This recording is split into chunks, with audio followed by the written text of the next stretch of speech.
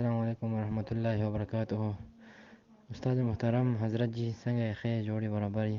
حضرت جی دلته یو ملګری تپوس کوي، هغه وایي چې زمونږ دوه درې خوریانې مې او درې وروریان یو. وایي ځمکه مکه دره، مخکې د خوریانو ویلي وو چې یاره دا مونږ نه درناخلو او نه یې درناخلو، او اوس راوچته شوي دي او وایي چې یاره بس مخکې ویلي وو چې نه اخلو او اوس یې اخلو. که پر ځای یې راکوی رایکړي، کنې بیا به کورټ له ځو، عدالت کچارو له به ځو.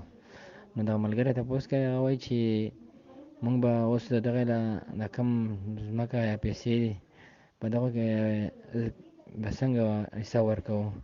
د زوړ په حساب به یې ورکوو چې کوم ټایم کې د حق مونږ ورکولو او وایې نه خستو، او که د نوي په حساب سره به یې ورکوو. مفتي صاحب محترم، الله په عمر کې برکت واچوه.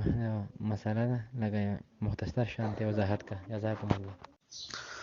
السلام علیکم ورحمت الله وبرکاتہ. مفتی صاحب محترم د مرګرو تپوس کړی دی، دوی وایي چې اول موږ ته خویندو ویل چې موږ د نه حق نه الو، اوس یې اخلي.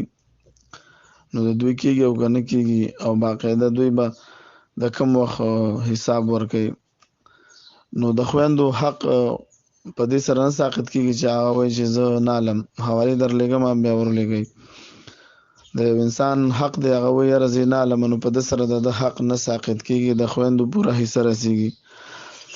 که دا ځمکه موجود وي، نو هغه ځمکه چې کوم د پلار نه پاتې شوې د ترکه چې کومه پاتې شوې ده، هغه که ځمکه وي، که پیسې وي، که هر څه وي، هغه کې د دوی حصه ده. البته هغه ځمکه داسې وي، هغه ځمکه رونه خرڅه کړي، هغه پیسې هغوی ولګوي، نو هغه وخت ریټ کم وي، بیا وروسته ریټ زیات شي. اوس هغه ترکه موجود نه ده، نو دلته به څه کېږي؟ اوس دا یو اختلافي مسله ده. امام ابو یوسف رحمت الله علیه وایي چې د یوم البیع اعتبار به کېږي، مطلب هغه وخت کې چې کوم یو دغه لکه هغه وخت 1,00,000 روپۍ مرله وه یا 50,000 روپۍ مرله وه. نو امام ابو یوسف رحمت الله علیه قول پکې هغه دی چې د بیع په ورځ باندې چې کوم نرخ هغه به ورکوي.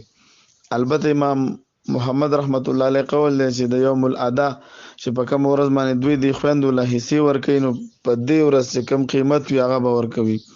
نو دا بیا ډېر زیات تفاوت په دې کې راځي، او دې کې خبره بیا جنګ جګړې ته وځي. نو دې کې بیا دوی صلح کوي، درمیانه لاره دې راوباسي او هغه باندې دوی فیصلې وکړي.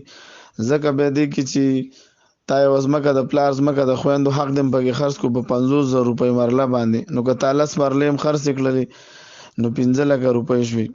البته هغه ځمکه اوس په 10,00,000 روپۍ مرله ده، نو اوس دې 50,00,000 جوړې شوې، نو چېرته 15,00,000 او چېرته 50,00,000. نو بیا دې کې نزاع راځي، اختلاف راځي، نو بیا دې کې جنګ جګړه راځي. نو بیا دوی دې کې څه وکړي؟ صلح دې پکې وکړي. زه د الله دواړه حوالې هم درلېږم چې یو انسان ووایي چې یاره زه حق خپله حصه نه الم، نو د سره حق نه باطلېږي.